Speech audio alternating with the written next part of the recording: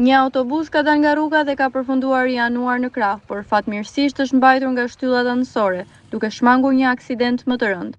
Sipas informacioneve të para, nuk ka qenë e mundur që mjeti të rikthehej menjëherë në rrugë, për shkak të pozicionit të vështirë në të cilin ndodhej.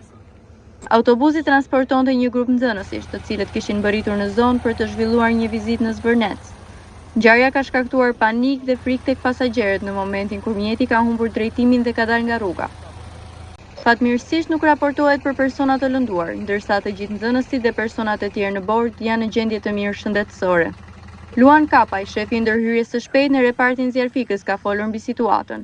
Sipas tij, menjëherë pas marrjes së njoftimit, forcat zjarfikëse kanë mbërritur në vend ngjarje, ku kanë konstatuar autobusin në dalë nga rruga dhe kanë ndërhyrë në kohë për të menaxhuar situatën.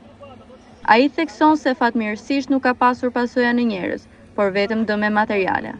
Zoti Kapaj, çfarë ndodhi? Shërbimi i zjarfikës mori një telefonant urgjence këtu në zonën e Zvërnecit, një autobus i cili kishte dalë nga rruga. Autobusi ishte plot me fëmijë, të cilët vinë në ekskursion në këtë ditë të zgjatë të kësaj periudhe. Jeta e fëmijëve rrezikohej sepse autobusi kishte dalë nga rruga për vend rrezik për jetën e tyre. Menjëherë shërbimi i zjarfikës u vënë në dispozicion duke dhënë me të gjitha mundësitë me mjetet e forcat që ka për të bërë të mundur hapjen e derës dhe nxjerrjen e këtyre fëmijëve pa lënduar asnjë fëmijë. Çfarë ndodhi? E kishin mbajtur barrierat anësore? Besoj se kishte kapur në një anë kanali dhe nuk ishte patuar plotësisht. Nëse autobusi do ishte patuar atëherë dhe fëmijët mund të ishin lënduar.